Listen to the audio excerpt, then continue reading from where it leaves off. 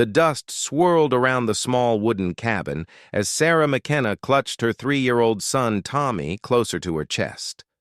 Through the cracked window, she watched the lone rider approach on a black stallion, his hat pulled low over weathered features. She knew that silhouette anywhere. Jake Brennan had found them. Sarah's husband Michael had been dead for 6 months now, killed in a mining accident that left her and Tommy alone in the harsh Colorado territory. She'd moved here to her late father's abandoned homestead, hoping the remote location would keep them safe from the troubles that had followed Michael. But troubles had a way of finding people, especially when those troubles wore black leather and carried twin revolvers. Jake Brennan wasn't just any outlaw. He was Michael's former partner from their days running with the Dalton gang, and he believed Michael had hidden a fortune in stolen gold somewhere on this property. Sarah knew the truth, though. Michael had left that life behind years before Tommy was born, and there was no gold. But Jake wouldn't believe her, just like he hadn't believed her the last 3 times he'd tracked them down. The rider dismounted slowly, his spurs jingling against the hard-packed earth. Sarah could see the determination in his movements, the way his hand rested casually on his gun belt. This time felt different. This time, Jake looked desperate. "Sarah McKenna," his voice carried across the yard, rough as sandpaper. "I know you're in there. We need to talk." Tommy stirred in her arms, his small face pressed against her shoulder. At 3 years old, he was too young to understand the danger, but he sensed his mother's fear. Sarah smoothed his dark hair so much like his father's and whispered the words that had become her prayer over these long months. "Leave my baby alone," she breathed, though she knew Jake couldn't hear her from this distance. She'd been preparing for this day, knowing it would come. The Winchester rifle leaned against the wall by the door, loaded and ready. Her father had taught her to shoot when she was Tommy's age, and years of frontier life had kept her skills sharp. But shooting at rabbits for dinner was different from facing down a man who'd killed at least 7 people that she knew of. Jake stepped onto the porch, his boots heavy against the old wood. "Sarah, I ain't got time for games. The law's maybe 2 days behind me, and I need what Michael hid before they catch up." "There's nothing here, Jake," Sarah called through the door. "I've told you that before." "Your husband was always clever, Sarah. Too clever for his own good sometimes." Jake's voice was closer now, right outside the door. "That gold from the Pueblo bank job didn't just disappear. Michael took his share and yours truly got cheated out of mine." Sarah remembered the stories Michael had told her about those days, always with regret heavy in his voice. He joined the gang after his parents died in a Comanche raid, angry and lost at 17. But he'd left all that behind when he met her, settled down to honest work in the mines. The only thing he'd taken from his outlaw days was the reputation that seemed to follow him everywhere. "Michael never had any gold from that bank, Jake. You know he went straight years ago." "Maybe he did, maybe he didn't." Jake was testing the door handle now, finding it barred from the inside. "But see, I've been thinking about this for a long time. Michael was always talking about taking care of his family, making sure they'd be provided for. Man doesn't talk like that unless he's got something put away." Tommy began to fuss, and Sarah bounced him gently, humming the lullaby her own mother had sung to her. Outside, she heard Jake's footsteps moving around the cabin, checking the windows. The shutters were closed and barred, but she knew they wouldn't stop him for long if he was determined to get inside. "You got a boy in there, don't you, Sarah?" Jake's voice came from the side of the house now. "Michael's boy. He'd be what, 3 years old now?" Sarah's blood went cold. Jake had never mentioned Tommy before in their previous encounters. The fact that he knew about her son meant he'd been watching them, learning their routines. She thought about the times she'd taken Tommy to town for supplies, the feeling she'd had of being observed.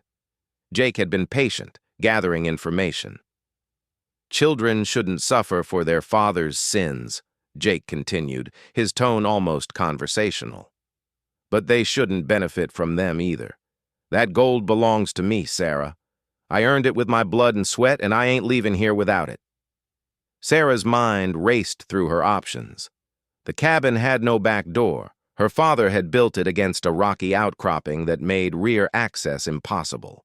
The windows were small and high, designed to keep out Comanche arrows rather than provide escape routes.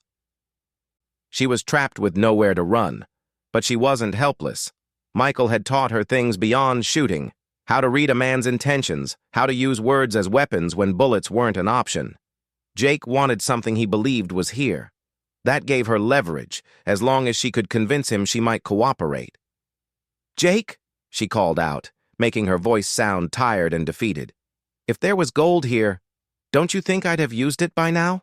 Look around. Does this place look like the home of a wealthy woman?" It was true.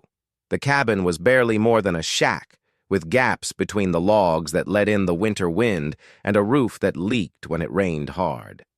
Sarah had been living on the vegetables from her small garden and what little game she could hunt. If there had been gold, Tommy would be wearing better clothes than the patched hand-me-downs he had on now. "Michael was too smart to keep it where just anyone could find it," Jake replied. "But he'd have told his wife where it was before he died. That's what loving husbands do. They make sure their families are taken care of." Sarah closed her eyes, remembering Michael's last words to her. He'd been pinned under a collapsed mine shaft support, dying slowly while the other miners worked frantically to free him. In those final moments, he hadn't spoken of gold or money. He'd talked about Tommy's future, about making sure the boy grew up knowing right from wrong. He'd made her promise to keep Tommy away from the kind of life he'd led as a young man.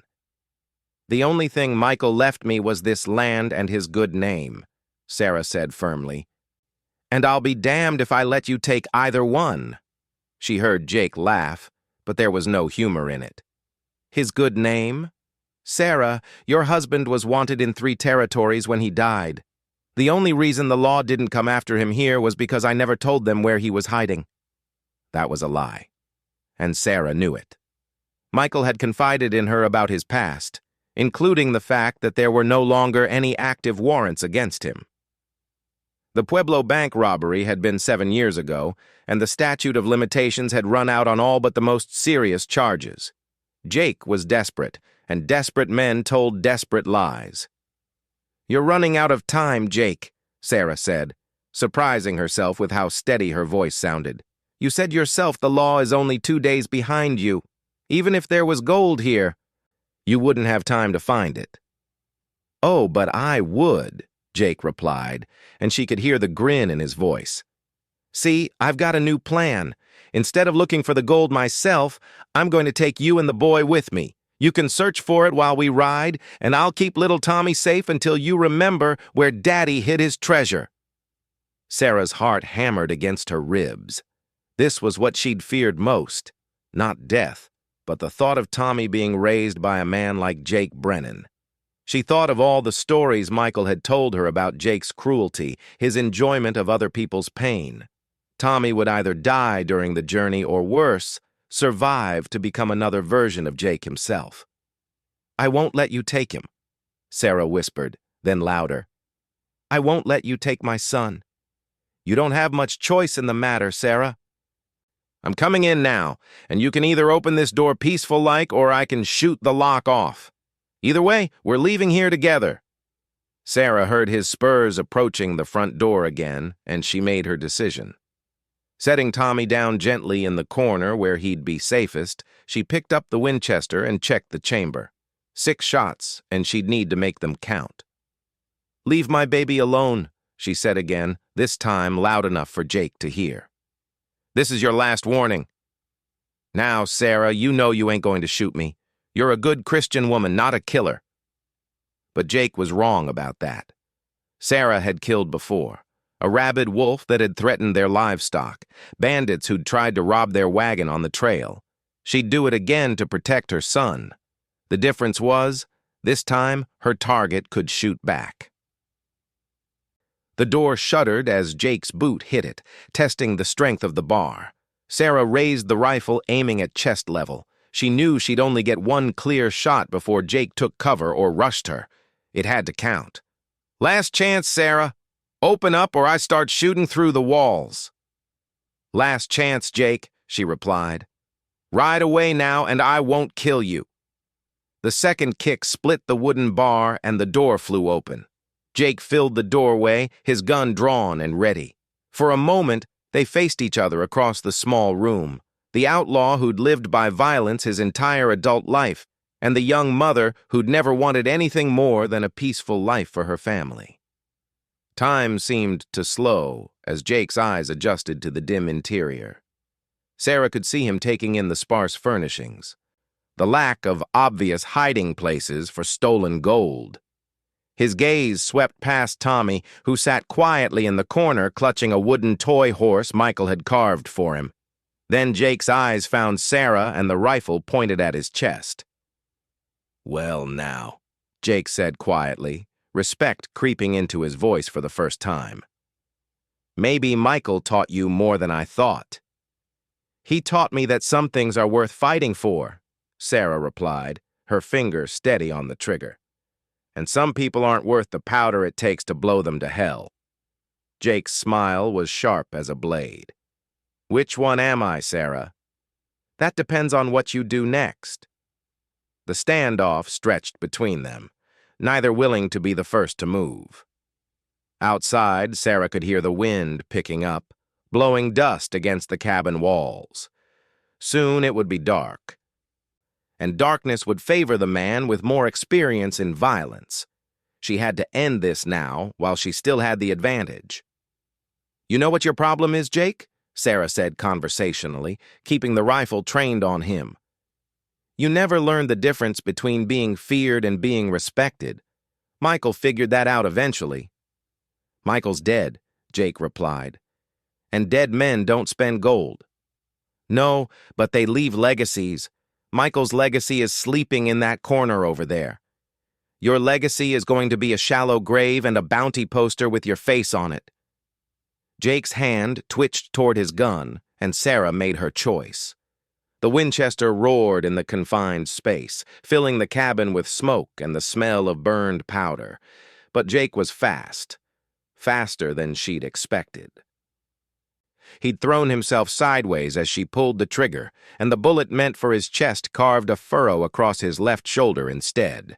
Jake's return shot splintered the wall behind Sarah as she dove for cover behind the heavy kitchen table. Tommy began crying, frightened by the sudden violence, but Sarah couldn't comfort him now. She had 5 shots left, and Jake would be more careful now that he knew she was serious about using the rifle. "You just made a big mistake, Sarah," Jake called out from somewhere near the door. "I was willing to let you and the boy live if you cooperated. Now I'm thinking maybe I'll just tear this place apart board by board until I find what I'm looking for." Sarah could hear him moving, his boots scraping against the wooden floor. He was trying to get a better angle on her position behind the table. She had to move, but any movement would expose her to his gun, and she had to consider Tommy. Any shots she fired now risked hitting her son. "You're bleeding, Jake," Sarah called out, hoping to buy time. "How far do you think you'll get with a bullet wound and a posse behind you?" "Far enough to spend Michael's gold," Jake replied, and she could hear the pain in his voice now. Good. Pain made men careless. Sarah risked a quick look around the edge of the table and saw Jake pressed against the wall beside the door, his left arm hanging useless at his side. Blood had soaked through his shirt, but he was still holding his gun steady in his right hand. He was watching the table, waiting for her to show herself again. The irony wasn't lost on her. Michael had died underground, trapped by circumstances beyond his control. Now she found herself in the same situation, pinned down in her own home with her child's life hanging in the balance. But unlike Michael, she still had options. "Tell me something, Jake," Sarah said, slowly working her way toward the far end of the table. "If Michael really had hidden gold here, where do you think he would have put it?" Why? Jake's voice was suspicious. You ready to make a deal? I'm ready to end this, Sarah replied honestly. One way or another. She could hear Tommy's quiet sobbing from the corner, and her heart broke for him. At 3 years old, he was too young to understand what was happening, but old enough to know that something terrible was taking place in their home. She had to finish this quickly, before the violence traumatized him even more than it already had. Michael would have put it somewhere safe, Jake said thoughtfully, apparently willing to indulge her question. Somewhere you could get to it if you needed to, but not obvious to anyone searching the place. Like where? Root cellar, maybe, or buried under the floorboards. Your husband was a practical man. He wouldn't have made it too complicated. Sarah smiled grimly. Jake was revealing more about his own thinking than Michael's. The outlaw was a straightforward man who believed in simple solutions to complex problems. That's probably why he'd never been able to understand that Michael had truly left his criminal past behind. You know what I think, Jake? Sarah said, continuing to inch toward the end of the table. I think you made up this whole story about hidden gold because you can't stand the thought that Michael found something better than money. And what's that supposed to mean? It means he found a reason to live for something other than himself, Sarah replied. He found a family worth more than all the gold in Colorado. Jake's bitter laugh echoed through the cabin. Pretty words, Sarah. But you can't eat pretty words. And they won't keep you warm when winter comes. Maybe not, but they'll help my son grow up to be a better man than you are. Your son ain't gonna grow up at all if you don't start cooperating. Sarah had reached the far corner of the table now, and she could see Jake's position more clearly. He was favoring his wounded arm, and a small pool of blood had formed on the floor beneath him. She had a clear shot if she could rise up quickly enough, but she'd be exposed to his return fire for several critical seconds. Jake, she said quietly, do you really want to be the kind of man who hurts children? I don't want to hurt nobody, Jake replied, and for a moment he sounded almost human. I just want what's mine. What if I told you there really is no gold? What if Michael spent it all years ago before we were even married? Then I guess you and me got nothing more to talk about. Sarah could hear the finality in his voice. Jake had committed himself to this course of action, and he was too proud or too desperate to back down now. Men like him didn't know how to retreat gracefully. They either won or they died trying. All right then, Sarah said, making her voice sound resigned. I'll show you where it is. She heard Jake shift position, probably trying to get a better view of her. Where? Under the floorboards near the fireplace, Sarah lied smoothly. Michael pulled up some boards there and dug a shallow hole. The gold's in a leather saddlebag wrapped in oilcloth. Stand up slow, Sarah. Keep your hands where I can see them. Instead of standing, Sarah rolled to her left and came up firing. The Winchester barked twice in quick succession, both shots aimed at the spot where Jake's voice had come from. She heard him curse and the sound of his body hitting the wall hard. Son of a bitch! Jake's voice was strained now, and Sarah could tell she'd hit him again. You lying witch! Sarah levered another round into the chamber and waited. Blood was spreading across the floor near the door. But she couldn't tell how badly Jake was hurt. She still had 3 shots left, and she intended to use them if necessary. This is over, Jake, she called out. Give up now, and I'll let you right away. Like hell it's over. Sarah heard movement and realized Jake was trying to work his way toward Tommy's corner. Her blood went cold as she understood his new strategy. If he couldn't force her to cooperate, he'd threaten her son directly. You stay away from him, Sarah warned, rising from behind the table with the rifle trained on Jake's last known position. I swear to God, if you touch my boy... But Jake was no longer by the door. He'd crawled along the wall, using furniture for cover, and was now only a few feet from where Tommy sat crying. Sarah could see Jake's bloody form hunched behind an overturned chair. His gun pointed toward her son. Now we understand each other, Jake panted, pain making his voice tight. You put down that rifle or I put a bullet in the boy. Sarah's world narrowed to this single moment. Everything in her life, all her hopes for Tommy's future, all her memories of Michael, all her dreams of the peaceful life they'd tried to build, came down to the next few seconds. She could see Tommy's frightened face, could see Jake's desperate eyes over the sights of his gun. "Don't do this, Jake," Sarah pleaded, lowering the rifle slightly. "He's just a baby. He never did anything to you." "His father did plenty to me," Jake replied. "Cost me my share of that gold, cost me 7 years of running from the law, cost me everything I ever worked for. Michael saved your life more than once when you rode together. You told me so yourself. Ancient history, Sarah. Right now, all I care about is getting what's mine." Sarah could see Tommy trying to make himself smaller in the corner, instinctively understanding that the angry man with the gun was dangerous. Her heart broke for him. This wasn't the kind of childhood any child should have, filled with fear and violence. "What if I told you where the real hiding place is?" Sarah said quietly. "Would you leave us alone then?" Jake's eyes narrowed. "What real hiding place?" "Michael did hide something, Jake. Not gold, something better. Something that could set you up for life if you're smart about it." "I'm listening." Sarah took a deep breath, preparing to tell the biggest lie of her life. It was a desperate gambit, but it was the only chance she could see to get Jake away from Tommy. "There's a map," she said. "A map Michael drew showing the location of a Spanish treasure cache in the mountains south of here. He found it by accident during his last winter of prospecting, but he never had time to go back for it before he died." Jake's interest was definitely caught now. Stories of lost Spanish treasure were common throughout the territory, and most of them were complete fabrications. But a few were real, and the fortunes they represented made stolen bank money look like pocket change. "Where's this map?" Jake demanded. "Hidden in the last place you'd think to look," Sarah replied. "Sewn into the lining of Tommy's coat."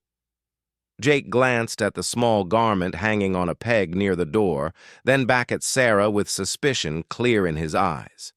"You're lying." "Look for yourself," Sarah challenged. "But you'll have to put down your gun to examine the coat properly." It was a calculated risk. Jake was wounded, probably losing blood faster than he realized. He was also desperate enough to clutch at any hope of salvaging something from this disaster. If Sarah could get him focused on the coat instead of Tommy, she might have a chance to end this. Jake studied her face for a long moment, trying to read her intentions. Sarah kept her expression carefully neutral, letting him see what he wanted to see, a defeated woman offering him one last hope of getting what he came for. "All right," Jake said finally, "but if you're lying to me, Sarah, the boy dies first, then you die slow." "I understand," Sarah replied, though the words tasted like poison in her mouth. Jake began to move toward the coat, keeping his gun trained alternately on Sarah and Tommy. The outlaw was hurt worse than Sarah had initially thought. His movements were unsteady, and she could see him struggling to maintain his grip on the weapon. "Careful, Jake," Sarah warned as he reached for the coat. "If you damage the map, it won't do you any good." Jake shot her a suspicious look, but began examining the garment with his free hand. Sarah watched him run his fingers along the seams, searching for any sign of hidden documents. This was her chance. With his attention divided and his coordination impaired by blood loss, she might be able to get a clean shot. But as Sarah raised the Winchester, Tommy chose that moment to stand up and toddle toward her, seeking the comfort of his mother's arms. The movement caught Jake's attention, and he spun around with his gun raised. "No!" Sarah screamed, throwing herself toward her son. The cabin erupted in gunfire and shouting as both Sarah and Jake pulled their triggers simultaneously. Sarah felt something hot and sharp tear across her ribs as she tackled Tommy and drove them both to the floor behind the heavy wood stove. Jake's agonized cry told her that at least one of her shots had found its mark. When the echoes faded, the cabin was silent except for Tommy's frightened sobbing and the sound of her own ragged breathing. Sarah risked a look around the stove and saw Jake on the floor near the door, his gun several feet away where it had fallen from nerveless fingers. He was alive but barely conscious, blood pooling beneath him from multiple wounds. "Mama," Tommy whimpered, reaching up to touch the blood on her torn shirt. "Hurt." "I'm all right, baby," Sarah assured him, though her side felt like it was on fire. "Everything's going to be all right now." Jake stirred and tried to speak, but only managed a wet cough that brought up blood. Sarah approached him carefully, the Winchester still ready in case this was some kind of trick, but one look at his wounds told her that Jake Brennan's outlaw days were over. "Sarah," Jake whispered, his voice barely audible. "The map." "There is no map, Jake," Sarah said quietly. "There never was any gold. Michael told me the truth about everything before he died. He gave his share from that bank job to a widow whose husband was killed during the robbery.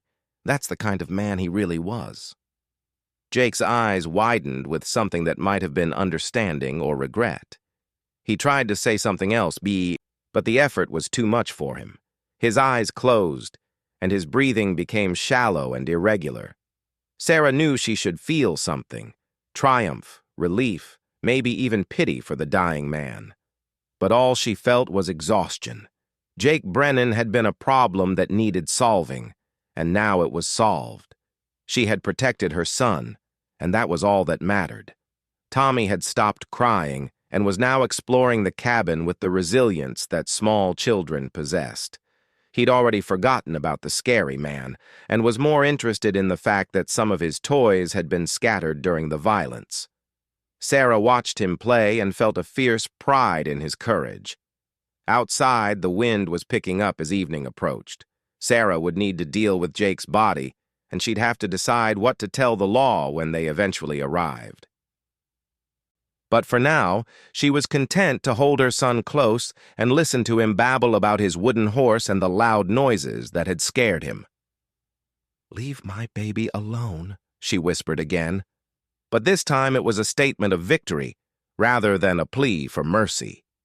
Jake Brennan would never threaten anyone's child again, and Tommy would grow up free from the shadows of his father's past. The ordeal was over.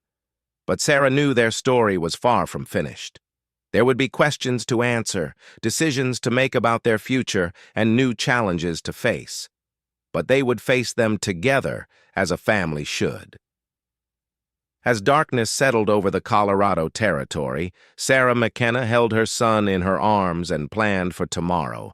The past was behind them now, buried with the outlaw who'd tried to claim what was never his. Whatever came next, they would meet it on their own terms.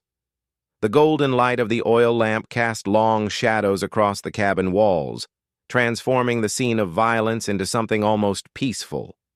Sarah smiled as Tommy drifted off to sleep in her arms, his small hand still clutching the wooden horse his father had made. Outside, Jake's horse nickered softly in the gathering dusk, waiting for a master who would never return. Tomorrow, Sarah would set the animal free to find its own way, just as she and Tommy would have to find theirs. But tonight, for the first time in months, Sarah McKenna felt truly safe. The nightmare was over, and a new chapter of their lives could finally begin. 3 days after Jake Brennan's blood soaked into the floorboards of her cabin, Sarah McKenna stood at her kitchen window watching a dust cloud approach from the east. The wound across her ribs pulled tight as she reached for the field glasses Michael had left behind, but the pain was manageable now. Dr. Morrison from Pine Ridge had done good work stitching her up, even if he had asked too many questions about how she'd gotten hurt. Through the lenses, Sarah could make out 2 riders wearing the distinctive blue uniforms of territorial marshals. She'd been expecting them since old Pete Hutchins had ridden into town with news of the shooting. Word traveled fast in the territory, and a dead outlaw on a homestead was the kind of news that demanded official attention. "Tommy, come away from there," Sarah called softly to her son, who was playing with wooden blocks near where Jake had fallen. She'd scrubbed the bloodstains as best she could, but the dark patches were still visible in the rough planking. Tommy seemed unbothered by the reminders of violence, treating them like natural marks in the wood. The boy looked up at her with his father's dark eyes, then obediently moved his toys to a sunny spot by the east window. At 3 years old, Tommy had adapted to their new normal with the flexibility that children possessed. He'd asked once about the mean man, but had accepted Sarah's simple explanation that some people did bad things and had to go away forever. Sarah checked her appearance in the small mirror above the wash basin. Her blonde hair was pulled back severely, and her blue cotton dress was clean, but showed the wear of frontier life. She looked respectable enough for law enforcement, though she doubted respectability would matter much if the marshals had already made up their minds about what had happened here. The riders were close enough now that she could see their faces. The older man rode with the easy confidence of someone who'd spent years in the saddle, his gray mustache neatly trimmed despite the long journey. His younger companion looked nervous, constantly scanning the horizon as if expecting trouble to appear from behind every sagebrush. Sarah opened the cabin door and stepped onto the porch, making sure her hands were visible and empty. Tommy peered out from behind her skirts, curious about the visitors but staying close to his mother's protection. "Mrs. McKenna?" the older marshal called out as they approached. "I'm Marshal Davis, and this is Deputy Collins. We'd like to ask you some questions about what happened here." "I've been expecting you," Sarah replied calmly. "Please, step down and come inside. I've got coffee on the stove." Marshal Davis was a man in his 50s with intelligent gray eyes and calloused hands that spoke of honest work before he'd pinned on a badge. Deputy Collins looked barely old enough to shave, but he carried himself with the careful alertness of someone trying to prove he belonged. "Ma'am," Davis said, removing his hat as he entered the cabin, "I want you to know we're not here to cause you trouble. We just need to understand what happened with Jake Brennan." Sarah poured coffee into 3 tin cups, using the familiar motions to steady her nerves. "Jake came here looking for something he thought my late husband had hidden. When I told him there was nothing here, he threatened my son. I protected my child." "You killed a man, Mrs. McKenna," Deputy Collins interjected, his voice carrying the moral certainty of youth. "That's a serious matter, regardless of the circumstances." Marshal Davis shot his subordinate a warning look before turning back to Sarah. "What my deputy means is that any shooting death requires a thorough investigation. We're not here to judge you, just to gather facts." Sarah gestured toward the patched bullet holes in the cabin wall. "The facts are plain enough. Jake broke down my door, threatened to hurt Tommy, and left me no choice but to defend myself." "Tell us about your history with Brennan," Davis requested, settling into one of the wooden chairs at Sarah's small table. "Had he bothered you before?" Sarah hesitated, then decided on the truth. "3 times in the past 6 months, he believed my husband had hidden stolen gold from their outlaw days. Each time, I told him there was nothing here, and each time he grew more desperate." "Why didn't you report these incidents to the law?" Collins asked suspiciously. "Because the nearest law is a 3-day ride from here, Deputy," Sarah replied with some heat. "By the time help arrived, Jake would have been long gone, and I'd have been marked as a troublemaker. Frontier women learn to handle their own problems." Marshal Davis nodded understanding. "What can you tell us about this supposed hidden gold?" "Nothing, because it doesn't exist," Sarah said firmly. "My husband left his criminal past behind years before I married him. The only things he left me were this homestead, a few personal belongings, and debts from his mining operation." The marshal walked over to examine the bullet holes, running his fingers along the splintered wood. "Looks like there was quite a firefight in here." "Jake was fast with a gun," Sarah acknowledged, "but he was also wounded and desperate. Desperate men make mistakes." Tommy wandered over to Deputy Collins, fascinated by the young man's shiny badge. Collins smiled despite his serious demeanor and let the boy examine the star-shaped metal. "He's a fine-looking boy," Collins observed. "Must be hard raising him alone out here." "We manage," Sarah replied shortly. She didn't need pity from Lawman or anyone else.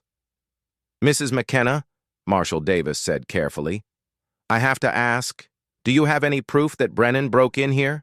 Any witnesses to corroborate your story?" Sarah's temper flared. "My word isn't proof enough. You can see the broken door bar, the bullet holes, the blood on my floor. What more evidence do you need?" "In a court of law, physical evidence only tells part of the story," Davis explained patiently. "A good lawyer could argue that you lured Brennan here and shot him in cold blood, then staged the scene to look like self-defense." "That's ridiculous," Sarah protested. "Why would I do such a thing?" "Maybe because you knew where that gold was hidden after all," Collins suggested. "Maybe you killed Brennan to keep him quiet about it." Sarah set down her coffee cup hard enough to slosh liquid onto the table. "If I had stolen gold, Deputy, would I be living in a one-room cabin with gaps in the walls and a leaking roof? Would my son be wearing patch clothes and playing with toys carved from scrap wood?" Marshal Davis held up a calming hand. "Easy now, Mrs. McKenna. We're just exploring all possibilities. In my experience, the simplest explanation is usually the correct one, and your story makes sense." "Then what happens now?" Sarah asked, trying to keep the worry out of her voice. "Now we ride back to town and file our report," Davis replied. "Unless the territorial judge thinks there's cause for a formal inquest, this matter ends here. Shooting a man in defense of your child is legal throughout the territory." Relief flooded through Sarah, but she was careful not to show it. "And if the judge does call for an inquest?" "Then you'll need to travel to Pine Ridge and testify before a jury," Davis said. "But I don't think it'll come to that. Jake Brennan's reputation preceded him. He was wanted for murder in New Mexico territory, and there's a standing bounty on his head." This was news to Sarah. "How much of a bounty?" $500, dead or alive," Davis replied. "Normally that money would go to whoever brought him in, but since you acted in self-defense rather than bounty hunting, the situation's more complicated." $500 was more money than Sarah had ever seen at one time.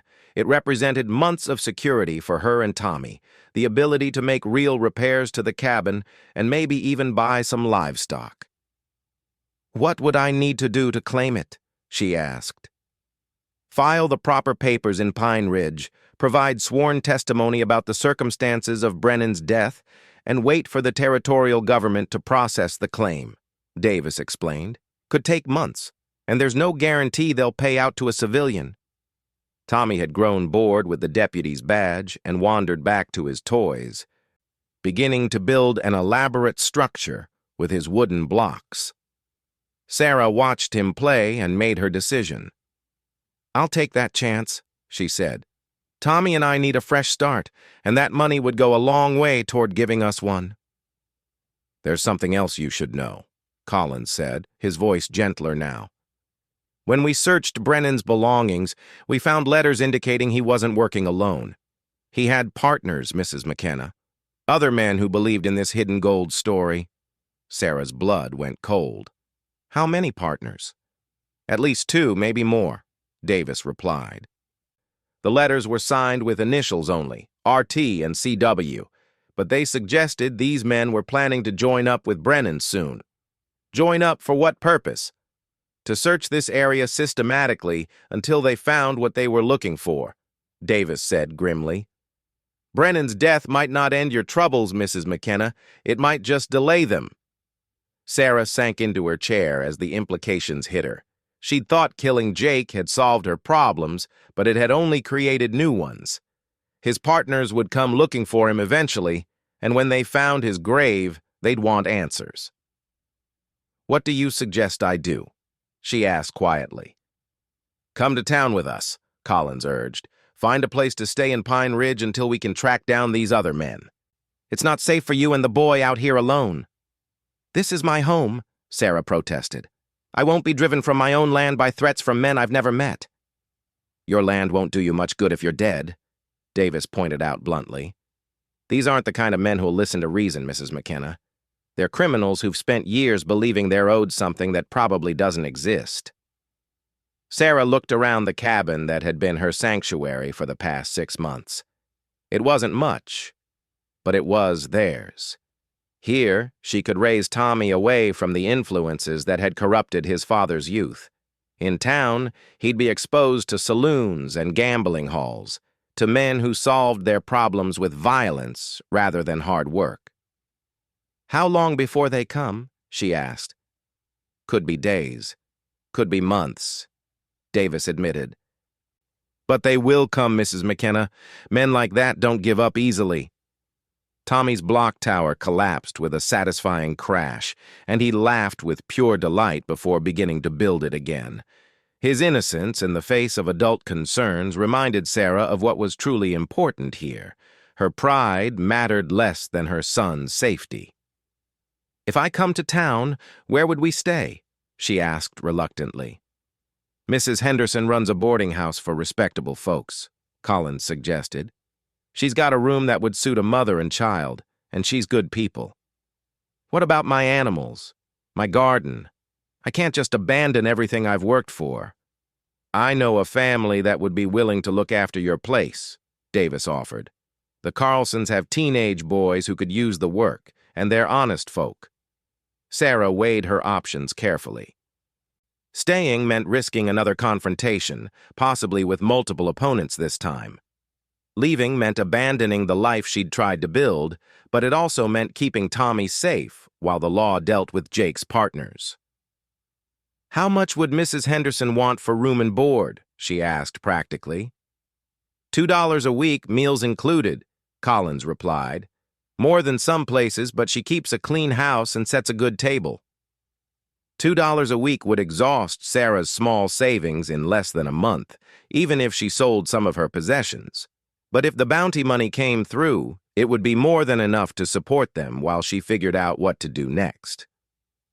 "All right," Sarah decided. "Give me an hour to pack some things and we'll come with you." Relief was evident on both lawmen's faces. They'd clearly been prepared for a more difficult persuasion process. "You're making the smart choice," Davis assured her. "This situation will resolve itself one way or another, and when it does, you and your boy will still be alive to benefit from it." Sarah began gathering essential items: clothes, food, medical supplies, and Tommy's favorite toys. The Winchester came too, wrapped in a blanket to avoid frightening her son. She had no intention of being helpless if trouble found them in town. "What about Jake?" she asked as she packed. "His body, I mean." "We'll take care of that," Davis promised. "He'll get a proper burial, though I doubt many folks will attend the service." As Sarah worked, she found herself thinking about the letters the marshals had mentioned. Who were RT and CW? What did they know about Jake's death? And how would they react when they learned what had happened? Would they be smart enough to realize the gold didn't exist? Or would their greed drive them to the same violence that had killed their partner? "Mrs. McKenna," Collins said hesitantly, "there's one more thing.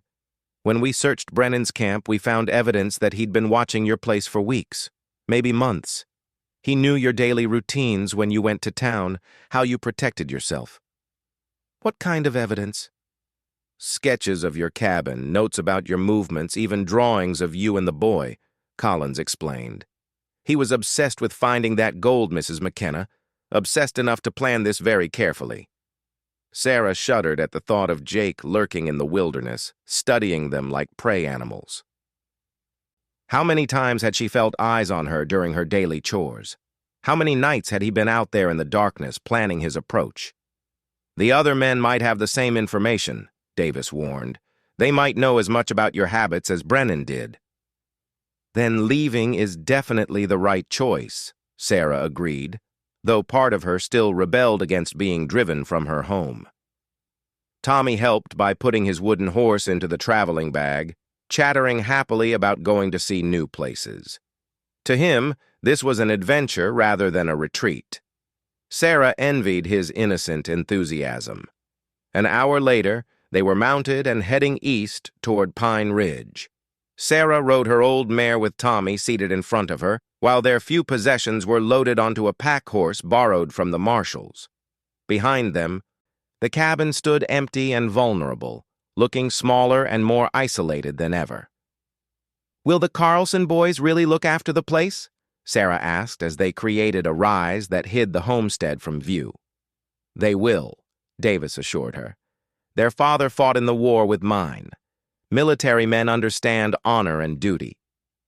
The ride to Pine Ridge took the rest of the day, with frequent stops to rest the horses and allow Tommy to stretch his legs.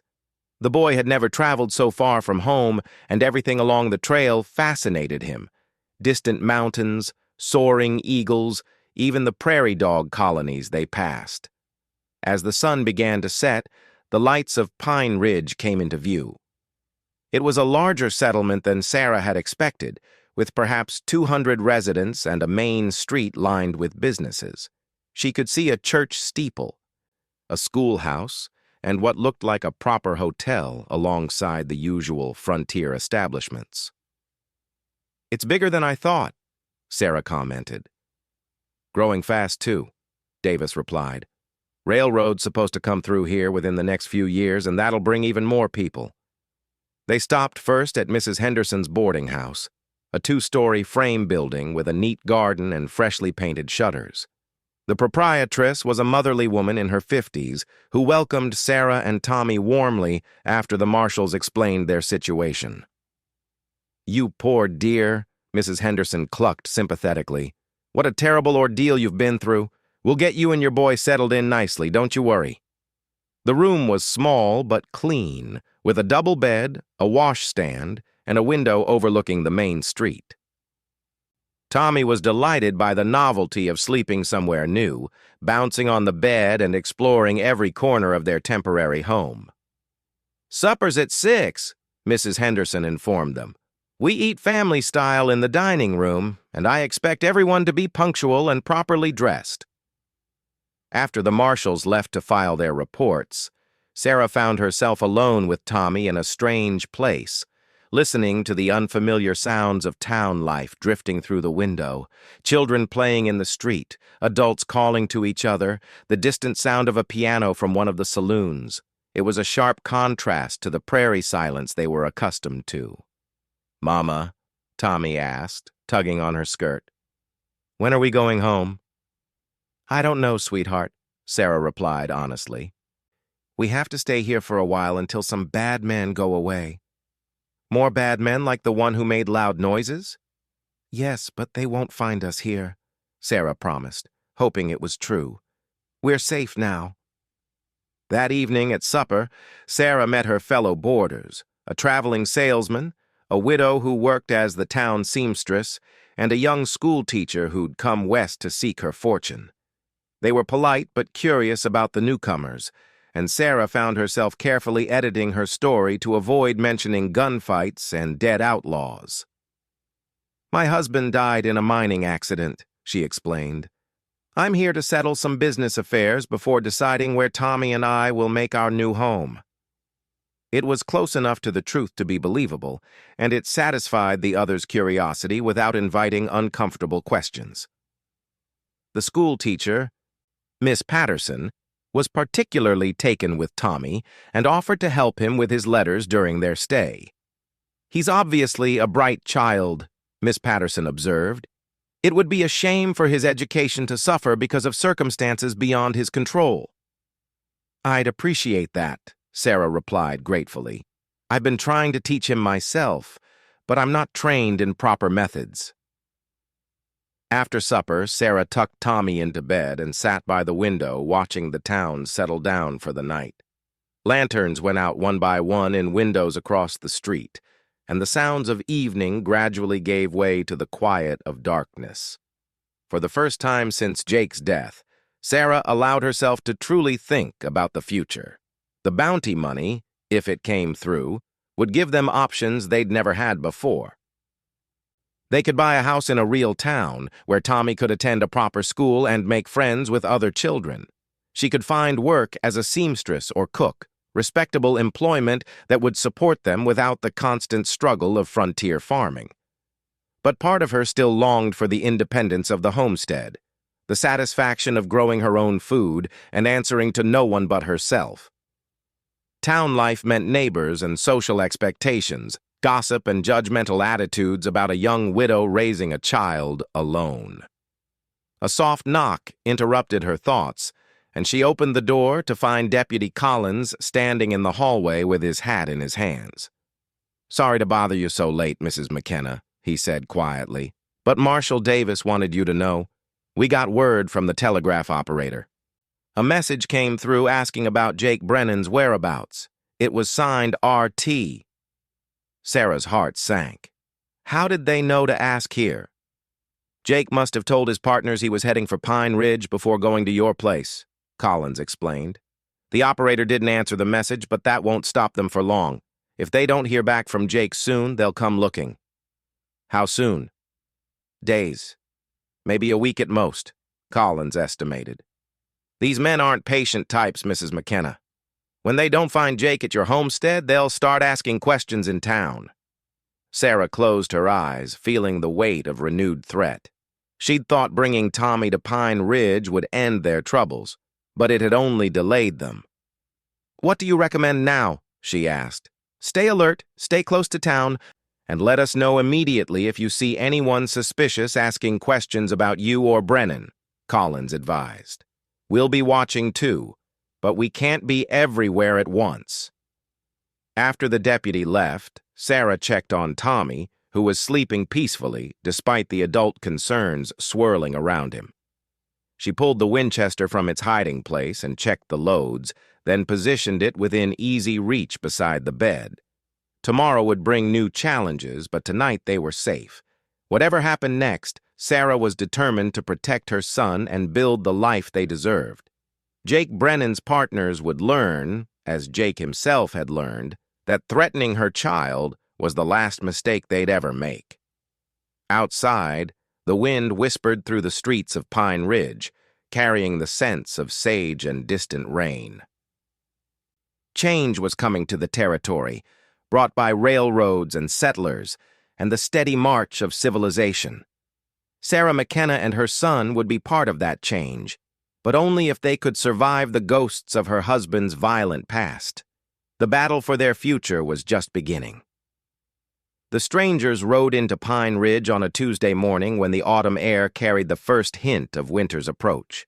Sarah spotted them from Mrs. Henderson's front porch, where she'd been helping Tommy practice his letters on a slate board. Two men, hard-faced and travel-worn, asking questions at the livery stable about a friend who might have passed through recently. Even from a distance, Sarah could tell these weren't ordinary drifters looking for work or supplies. They had the careful alertness of predators, the way their eyes constantly scanned the street for threats or opportunities. When the younger one laughed at something the stable owner said, there was no warmth in the sound. "Tommy, go inside and find Miss Patterson," Sarah said quietly, keeping her voice calm despite the fear rising in her chest. "Ask her to help you with your reading lesson." "But, Mama, we were just starting to have fun with the letters," Tommy protested, holding up his slate with the word horse carefully printed across it. "You can show me later, sweetheart. Right now, I need you to go inside." Something in Sarah's tone must have warned Tommy that this wasn't a request to be argued with. He gathered up his slate and chalk with the seriousness that children sometimes displayed when they sensed adult worry they couldn't understand. Sarah watched her son disappear into the boarding house, then turned her attention back to the strangers. They'd finished their conversation at the livery stable and were now heading toward Murphy's saloon, probably looking for looser tongues and information that came with whiskey. She slipped inside and found Mrs. Henderson in the kitchen, preparing vegetables for the evening meal. "I need to send word to Marshal Davis immediately," Sarah said without preamble. "Where can I find Deputy Collins?" "He's usually at the jail this time of day," Mrs. Henderson replied, her hands never pausing in their work. "Is there trouble, dear?" "There might be. Could you keep a close eye on Tommy for me? I'll be back as soon as I can." Mrs. Henderson wiped her hands on her apron and gave Sarah a searching look. "This is about that business with the outlaw, isn't it? I may run a boarding house, but I'm not deaf to the talk around town." Sarah was surprised. She'd thought their story had remained private. "What kind of talk?" "The kind that says a brave young mother faced down Jake Brennan and lived to tell about it," Mrs. Henderson replied with a smile. "You're something of a local legend already, Sarah McKenna." "I'm not looking to be anyone's legend," Sarah said firmly. "I just want to keep my son safe."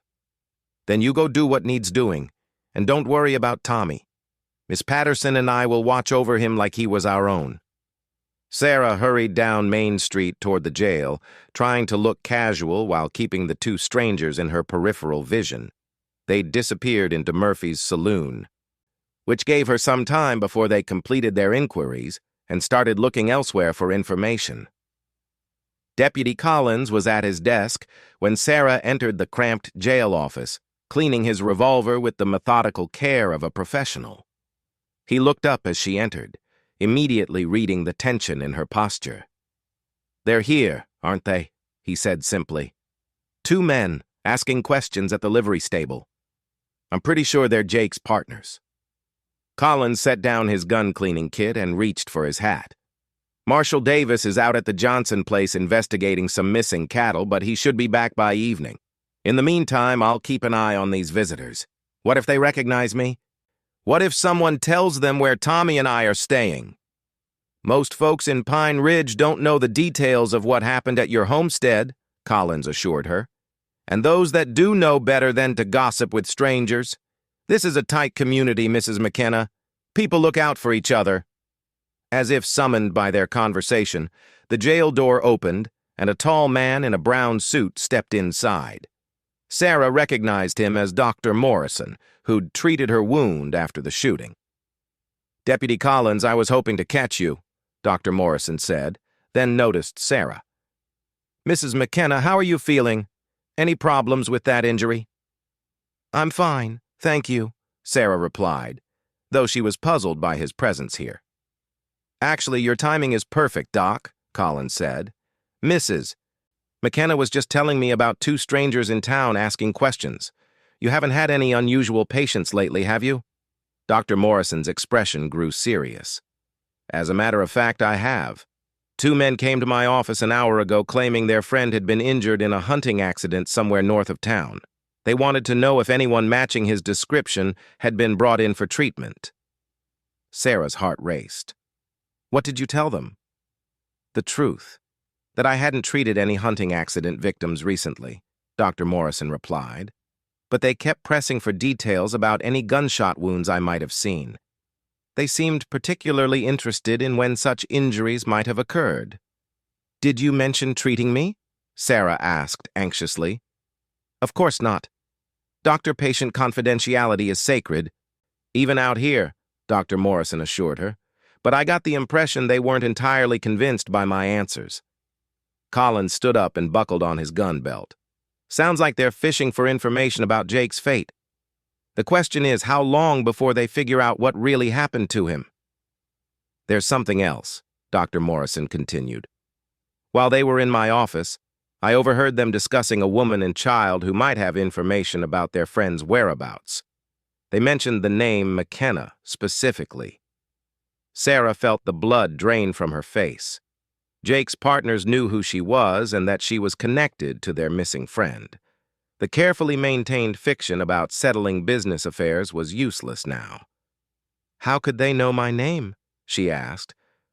"Jake must have told them before he rode out to your place," Collins suggested. "Or maybe they found something among his belongings that identified you as a target.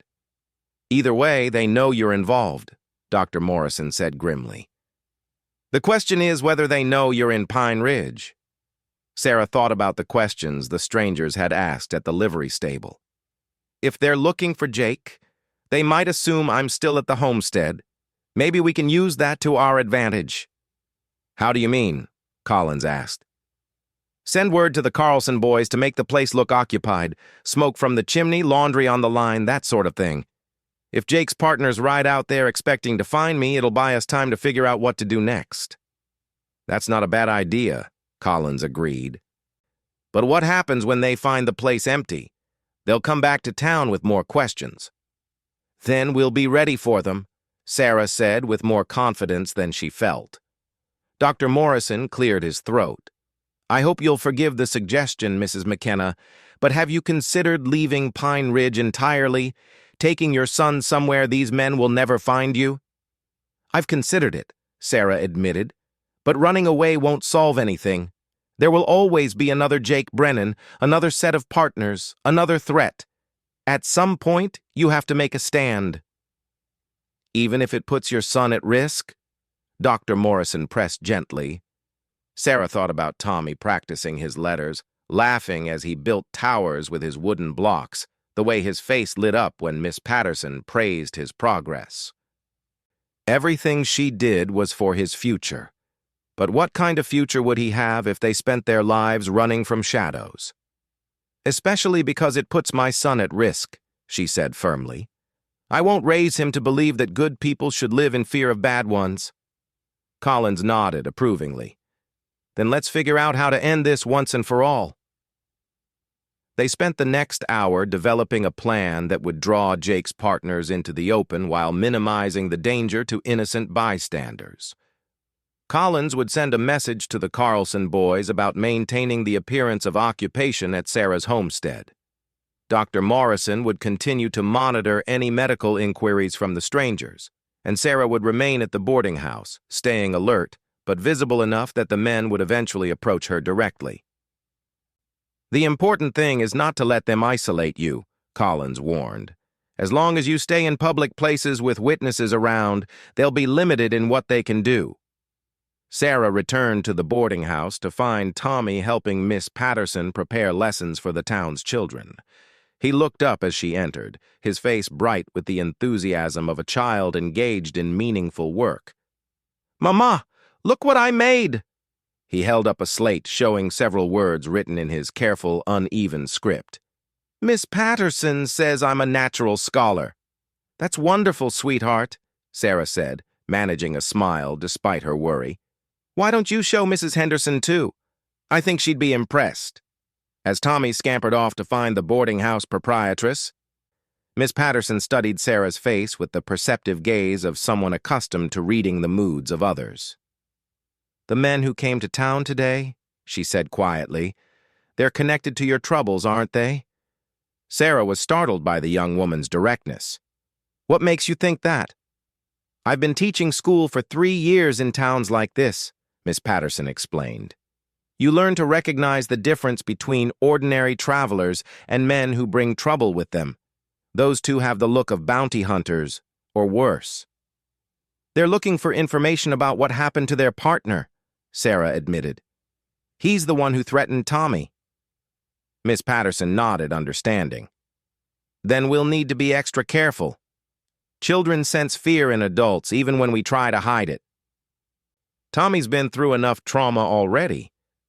"I know," Sarah said gratefully. "Thank you for looking after him, and for not asking too many questions. Out here, people's past is their own business until it threatens their future," Miss Patterson replied pragmatically. "Your future matters more than whatever brought you to Pine Ridge." That afternoon, Sarah watched from the boarding house window as the two strangers emerged from Murphy's saloon and began working their way down Main Street, stopping at each business to ask questions. They were methodical and thorough, clearly experienced at extracting information from reluctant sources. At the general store, they spoke with old Mr. Peterson for nearly 10 minutes. At the bank, their conversation with the clerk was shorter but more intense. Sarah couldn't hear what was being said. But body language told her the men were growing frustrated with the lack of useful responses. "They're not having much luck," Mrs. Henderson observed, joining Sarah at the window with a cup of tea. Folks around here don't care much for strangers who ask too many questions. I hope it stays that way, Sarah replied. Don't you worry about that. Word's already spread about who these men are and what they're after. Nobody in Pine Ridge is going to help them find you or your boy. Sarah was touched by the unexpected solidarity of a community she'd only known for a week. Why would people I barely know risk protecting me?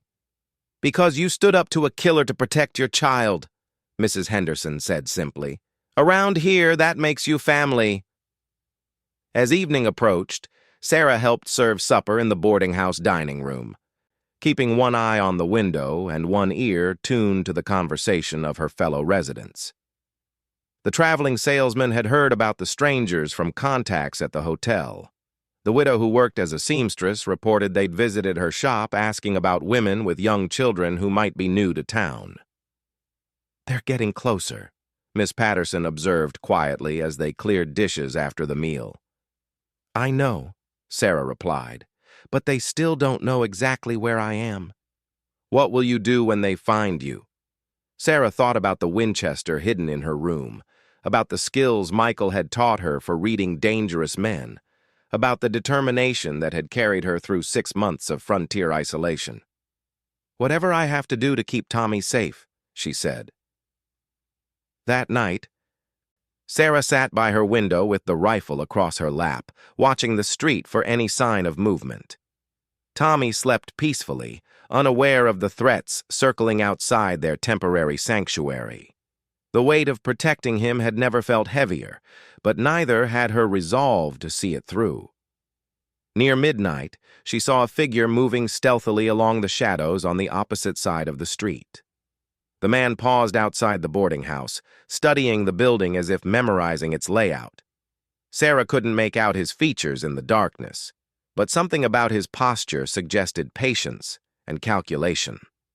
The next morning brought new developments.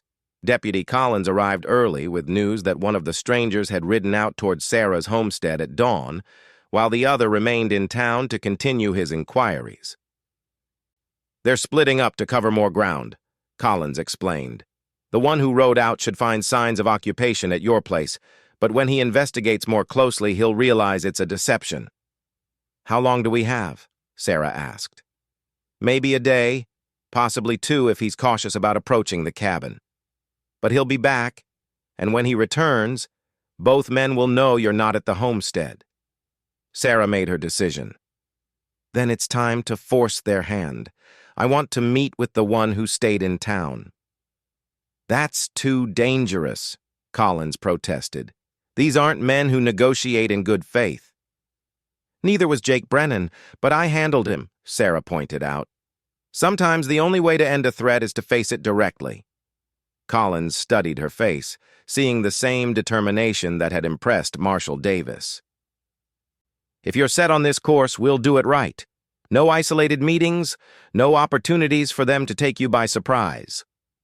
They arranged for the confrontation to take place at Murphy's saloon during the busy afternoon period, when the establishment would be full of witnesses and Collins could position himself nearby without being obvious. Sarah would approach the remaining stranger directly, claiming to have information about what he was looking for. Remember, Collins warned, your goal is to get him talking, not to provoke a fight. We need to know what these men really want, and whether there are others beyond the 2 we've seen.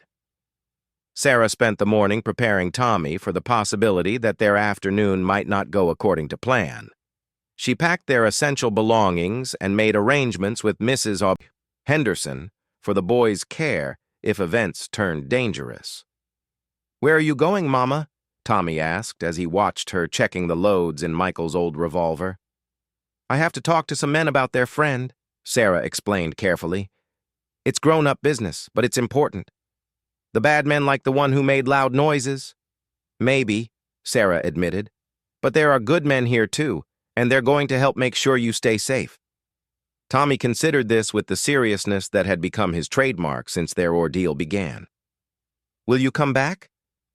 I will always come back to you, Sarah promised, kneeling to embrace him. That's what mothers do. At 3 o'clock, Sarah walked into Murphy's saloon wearing her best dress and carrying herself with the quiet dignity that had impressed everyone in Pine Ridge. The remaining stranger sat alone at a corner table, nursing a whiskey and watching the door with the patience of a man accustomed to waiting. He was younger than Jake had been, maybe 35, with the lean build and calloused hands of someone who lived by violence. When he saw Sarah approach, his eyes lit up with recognition and something that might have been satisfaction. "Mrs. Sarah McKenna," he said, rising politely as she reached his table. "I was hoping we'd have a chance to talk." "Mr. Tate, I presume?" Sarah replied, taking the seat across from him. "Your friend Jake mentioned you before he died." If she'd hoped to shock him with the direct announcement of Jake's death, she was disappointed. Tate's expression didn't change beyond a slight tightening around his eyes. "Jake always was too impatient for his own good," Tate said calmly. "I told him to wait for backup before approaching you, but he never was much for taking advice. Then you know why he came to my homestead?" "Looking for something that belonged to all of us," Tate confirmed. "Something your husband took when he decided to go straight and leave his partners behind." Sarah leaned back in her chair, studying the man across from her. "And you believe this something exists?" "Jake was convinced of it, and Jake knew your husband better than anyone. Michael McKenna didn't strike me as the type to walk away from easy money without taking his share." "You're right about that," Sarah said, surprising him. "Michael did take his share from your partnership." Tate's eyes sharpened with interest. "Then you admit the gold exists?" "I admit Michael took what he earned," Sarah replied carefully, "but what he did with it might not be what you expect." "Meaning what, exactly?" Sarah took a breath and told him the truth. "Michael spent every dollar of that money on a doctor in Denver, trying to save our first baby who died anyway. The gold you're looking for paid for medicine and treatments that didn't work, for a tiny coffin and a headstone that bears no name." The words hung in the air between them, carrying a weight that seemed to drain some of the tension from the confrontation. Tate stared at her for a long moment, trying to determine if she was lying. "You expect me to believe he threw away a fortune on a sick baby?" "I expect you to believe that a man who'd found real love would spend anything to protect his family," Sarah replied. "The same way I'd spend anything to protect Tommy." "Even if that were true," Tate said slowly, "there would have been more than one share hidden away. Jake's share, mine, Charlie Walton's, money that Michael held in trust for all of us." Sarah shook her head. "Jake's share was lost in a card game in Dodge City 2 years before Michael left the gang. Charlie's share was taken by the Pinkertons when they raided that hideout near Pueblo. Michael told me all of this before he died, Mr. Tate." "There is no hidden treasure." "Then why did Jake believe so strongly that it existed?" "Because believing in it was easier than accepting that he'd wasted his life chasing shadows," Sarah said with genuine sympathy. "Some men can't face the truth about themselves, so they create better stories." Tate was quiet for a long time, absently turning his whiskey glass in his hands. Around them, the normal sounds of the saloon continued. Conversations, laughter, the clink of glasses, and the scrape of chairs. But at their corner table, silence stretched as a man reconsidered beliefs he'd held for years. "You killed Jake," he said finally. "I defended my son," Sarah corrected. "Jake chose to threaten a child rather than accept that what he wanted didn't exist." "And if I make the same choice?" Sarah met his eyes steadily.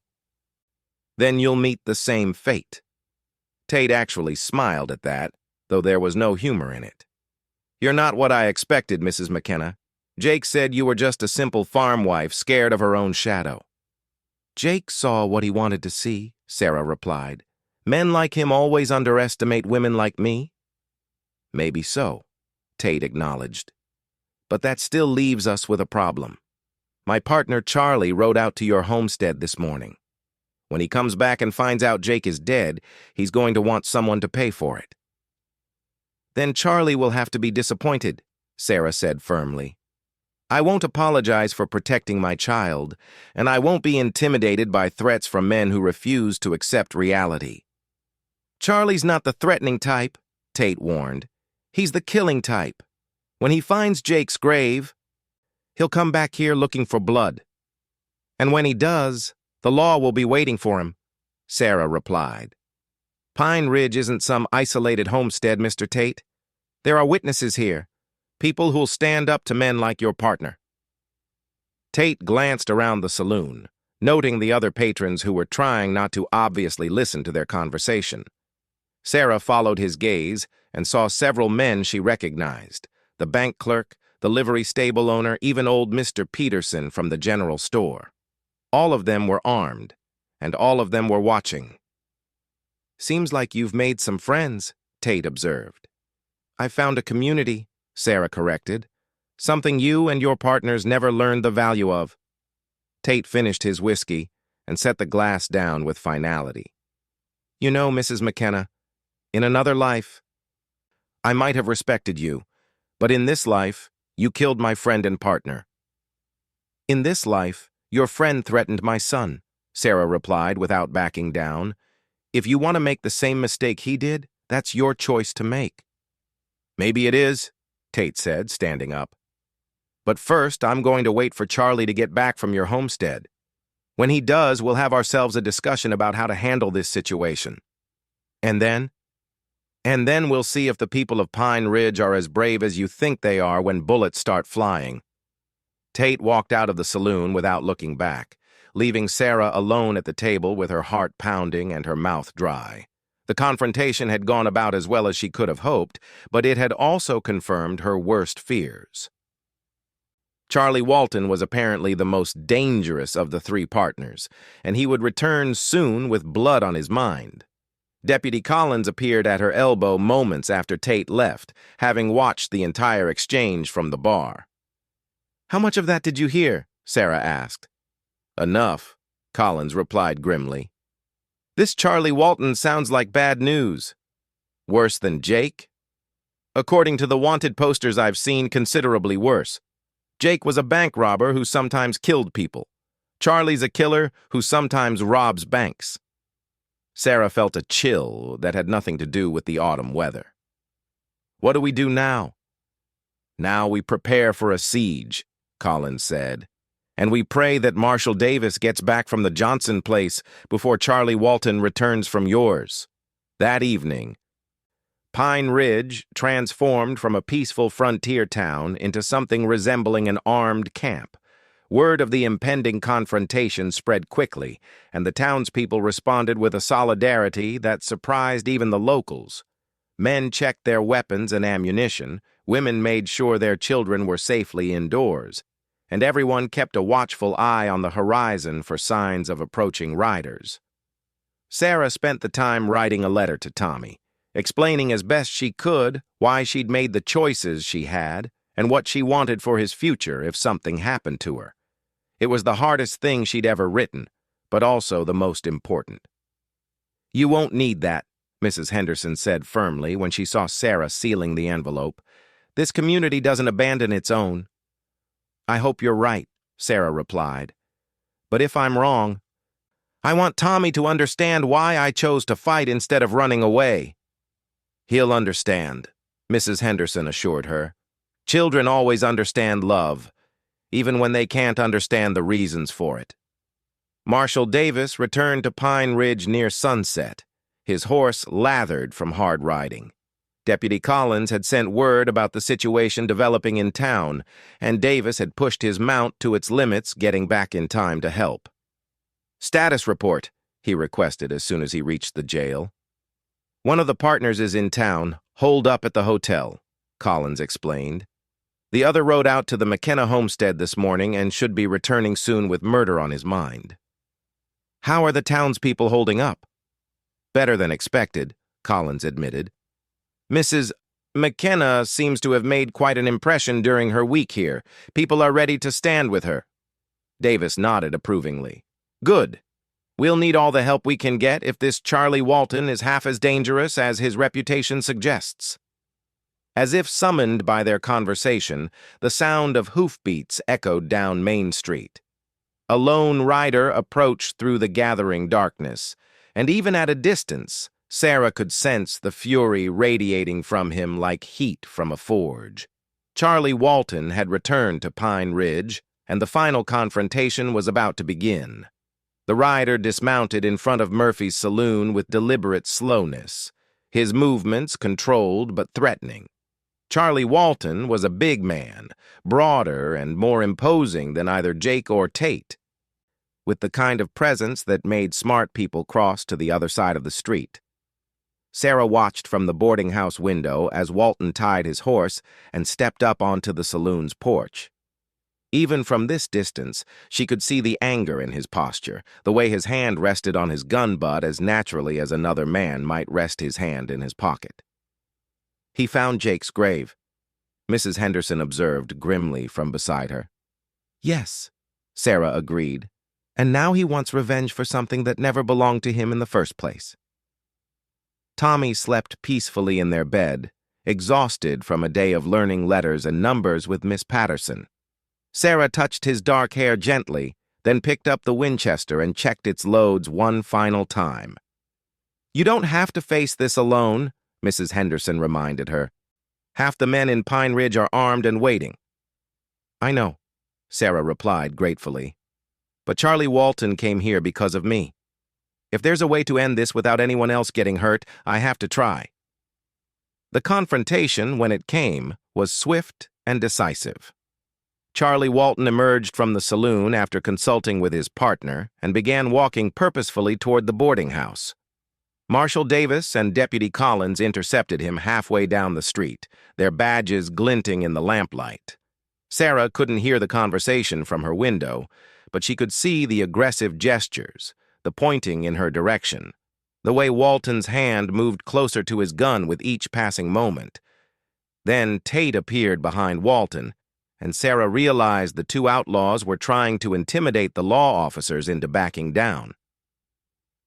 It was a serious miscalculation. Marshal Davis had been keeping the peace in frontier towns for 20 years, and Deputy Collins had proven his courage in previous encounters with dangerous men. Neither was impressed by threats from outlaws, regardless of their reputations. The shooting started when Walton's patience finally snapped.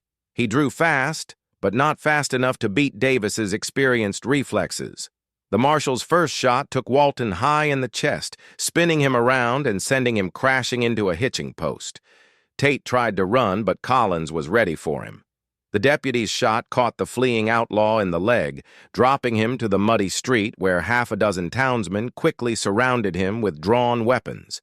Within minutes, it was over. Charlie Walton lay dying in the street. His quest for Jake's mythical gold ended by the same violence that had defined his life. Tate sat in the mud holding his wounded leg, facing the prospect of a territorial prison if he survived the next few hours. "It's finished," Mrs. Henderson said softly as they watched Dr. Morrison working over the wounded outlaws. "Your troubles are over, Sarah." Sarah held Tommy, who'd awakened during the shooting, but seemed more curious than frightened by the commotion. "Yes," she agreed. "I think they finally are." The bounty money came through 6 weeks later, just as the first snow began to fall in the mountains around Pine Ridge. $500 for Jake Brennan, $300 for Charlie Walton, and $100 for Tate's capture. More money than Sarah had ever imagined having, enough to buy a house in town and support herself and Tommy while she established a new business. She chose to open a boarding house for travelers, having learned the trade from Mrs. Henderson. Pine Ridge was growing rapidly as word spread of the coming railroad, and there was always demand for clean, respectable lodging. Miss Patterson agreed to stay on as Tommy's tutor and help with the business during her free hours. "You could have gone anywhere with that money," Miss Patterson observed one evening as they watched Tommy play with a set of toy trains someone had given him. "Why stay in Pine Ridge?" "Because this is where we found our community," Sarah replied simply. "Tommy needs stability and friends, not another new start in another strange place." "And what do you need?" Sarah considered the question carefully. I need to know that my son will grow up to be a good man in a place where good people look out for each other. I think we can find that here. The railroad arrived 2 years later, bringing prosperity and new residents to Pine Ridge. Sarah's boarding house prospered along with the town, becoming known throughout the territory for its excellent food and respectable atmosphere. Tommy thrived in the local school, his quick mind and gentle nature earning him friends and the respect of his teachers. Michael's past was never forgotten, but it became just that, past. The gold that Jake Brennan had died seeking turned out to be real in ways none of the outlaws could have understood. It existed in the community Sarah and Tommy had found, in the friends who'd stood with them against danger. In the future, they were building together one day at a time. On quiet evenings, Sarah would sometimes sit on her porch and remember the desperate woman who'd whispered, "Leave my baby alone," in a lonely cabin surrounded by enemies. That woman had found the strength to protect what mattered most, and in doing so, had discovered something more valuable than any treasure hidden in the ground. The outlaw cowboy was gone, but the family he'd tried to destroy had not only survived, they'd flourished. And in the end, that was the only victory that truly mattered. Tommy grew up to become a teacher like Miss Patterson, dedicating his life to helping other children learn and grow. He married a banker's daughter and raised 4 children of his own in the house Sarah had bought with bounty money. And he never forgot the lessons his mother had taught him about standing up to bullies and protecting what you love. Sarah lived to see her grandchildren playing in the streets of what had become a thriving city, complete with electric lights and telephone service. She never remarried, content with the life she'd built and the family she'd protected. When people asked her about the old days and the trouble with the outlaws, she would smile and simply say that some stories were worth telling, and some were worth living. The past had been settled, and the future was bright with promise. And every morning when Sarah woke up in her comfortable house with her family safe around her, she remembered what it felt like to fight for something that mattered and win.